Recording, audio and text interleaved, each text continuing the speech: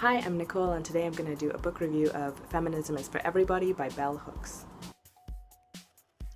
I read this book with the Feminist Orchestra Book Club, and it's probably made my critique of it a little bit harsher than it maybe normally would have been, but I've also got a lot out of the reading with other people and seeing the discussion that comes out, and also being part of that discussion because I don't usually take part in book clubs where I'm actually contributing to the discussion, so that's been really good. So I guess I'll start with Bell Hooks' definition of feminism, which is a movement to end sexism, sexist exploitation, and oppression.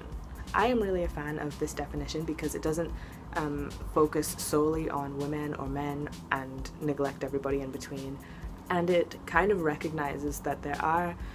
issues that men suffer from because of sexism as well, and I think that's really important because she also says in the book that a lot of the idea around feminism is that it's anti-men, and that has been perpetuated a little bit or a lot of it by the mainstream media. She talks too about how this idea of feminism being anti-men has actually opened the door to a lot of MRA groups, and that's really unfortunate because not only is there room for men, it's necessary to have men on board with the whole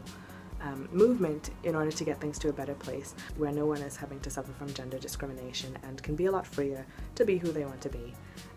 without hurting other people. Another thing that I like that she's highlighted is that no one is just born feminist. We aren't feminist just because we are women, and men aren't not feminist just because they are men. She talks about the fact that we are all born into this same system and that sexist conditioning affects everyone, including women. And I feel like that also speaks to the fact that we do have a lot of spaces now that are designated as women's spaces, like glossy magazines and that kind of thing. But it's not feminist just because there are a lot of women in a certain arena, and she makes that very clear, and I really liked that she took the time to stress that several times throughout the book. Speaking of stressing things several times throughout the book, it does get a little repetitive at times where you see a lot of the same things coming through in just about every chapter, and I feel like those things could have been taken out a little bit more because for me it didn't really feel like emphasizing things. It felt a little bit more like the assumption that someone's reading just one chapter without reading it as part of the whole book in a way, and so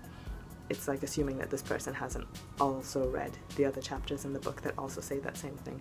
But that was just a minor problem that I had. I feel like one of the issues that movements tend to have is that of rallying against something but not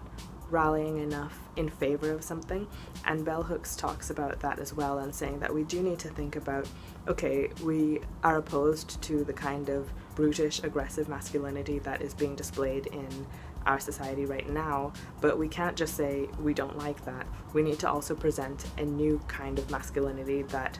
we want to move towards. So there needs to be a vision that people are able to see and understand how we can move towards that ideal and not just moving away from something and into nothingness, because people need to be able to envision something that they're going towards and not just something that they're running away from.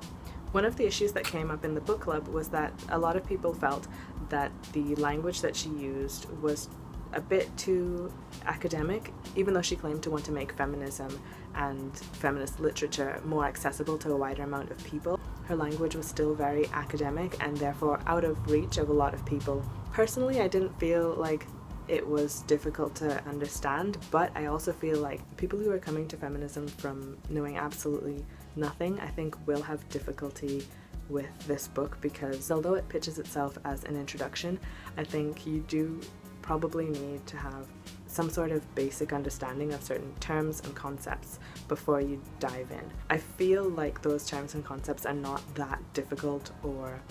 confusing, but I can see why coming to a book that suddenly uses a phrase like white supremacist capitalist patriarchy would be intimidating or feel like this is just too much for someone who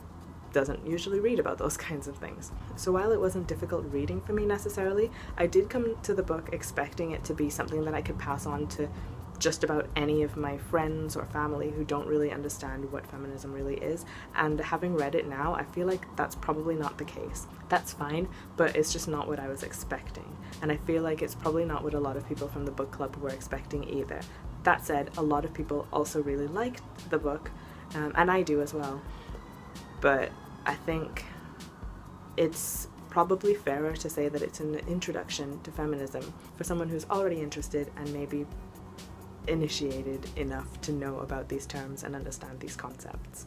On the topic of bringing feminism to a wider audience and making it more accessible, Bell Hooks also talks about how putting feminism in the academic sphere helped to legitimize it, but it also sort of put it out of the reach of most people by almost reserving it for just a privileged, educated class. And I feel like that is an interesting dilemma, because I think, yes, it is good to have these things reach that academic audience where it can be studied and there can be theories about it and we can look at different the different things that are going on. I think that's fascinating, and I think, that's absolutely valid, and I think it's good that you have it more legitimized in the public eye somewhat. But at the same time, I think, it is also a negative that it now feels like something that is not for everyone, when really it is. Politics feels like an academic subject, I suppose, but it happens to us all. Just because it's being described and talked about and analyzed in an academic sphere does not mean that it's not part of our everyday lives, and I feel like this is Bell Hooks' attempt at bringing that back to the people, because it did start in little groups and communities of mostly women who had issues with the way that things were, and she talks about bringing it back to that space. In the last chapter, she asserts that power feminism, which is about hierarchies and oppression and class hopping while keeping other people under you still, is not real feminism. And while I agree with that, I feel like it's hard to reconcile how that sounds, because if that's not backed up by anything, that feels like why can't someone who self-identifies as a power feminist come along and say, well, your visionary radical feminism is not real feminism, mine is the real thing. I feel like the best way to tackle this would be through references and sources, and looking at which of these methods is actually the best proven method or the best strategy or concept for tackling sexism. Which of these things is best at removing oppressions? Which of these things is best at stopping sexist exploitation? Which of these things is intersectional and which isn't? And I feel like that factual grounding for your claim that this is or this isn't feminism really helps to back up that perspective, and I felt like that was really lacking in this book. So that actually brings us around to my main issue with the book, and that is the lack of referencing. So she makes claims sometimes, and it's very difficult to tell if that is an opinion, a personal experience, anecdotal evidence, or a fact. I've done some reading up on this, and it seems that her response is that she feels it makes it more accessible. I don't like that excuse. For one, it doesn't make it more accessible. It makes it feel like, is all of this just opinion? It feels like it hasn't been corroborated with any actual evidence. And I also feel like it's a little bit condescending to assume that the average person can't understand a footnote or an endnote. Another annoying thing for me is that the book or books that she references the most are her own. So I feel like you might have read lots of other things or have an understanding of the situation before coming to this text, but I feel like for something that's claiming to be an introduction,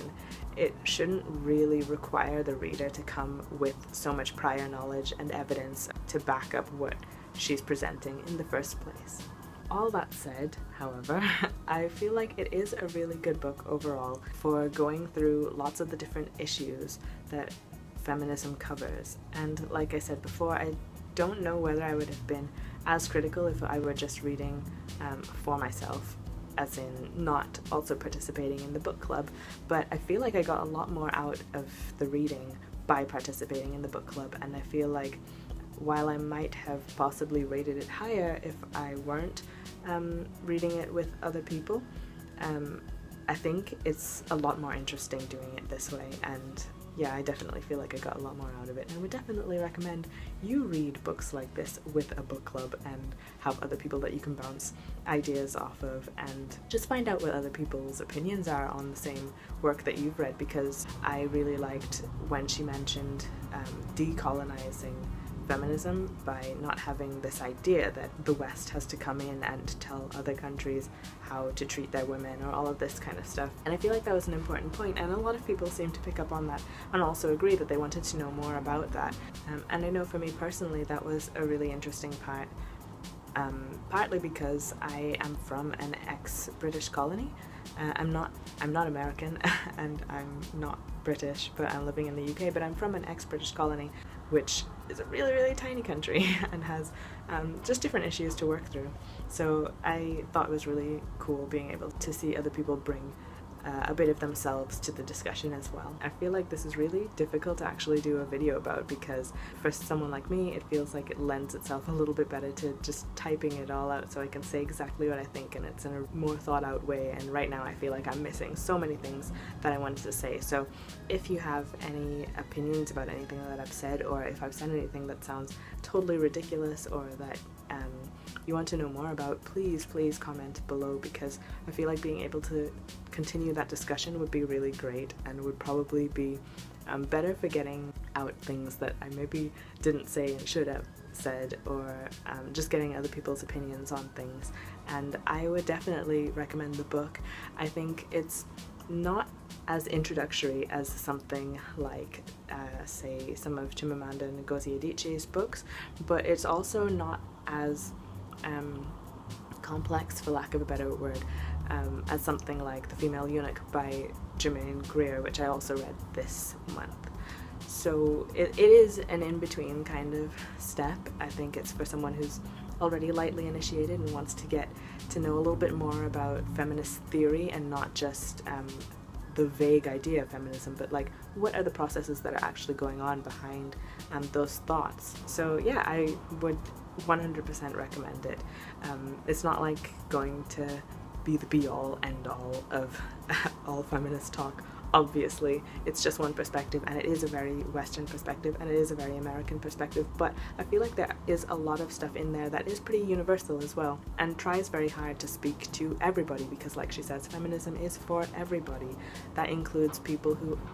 are and aren't women. That includes people from all different races and classes, and also this didn't get talked about very much, or maybe even at all in the book, but also for people with varying physical and mental differences, disabilities, disfigurements, etc., etc. It's actually for everybody, old or young, everybody. Let me know if you've read the book and if you liked it, or have any comments to make about things that I have or haven't said about it, and I'll see you again next time. Bye!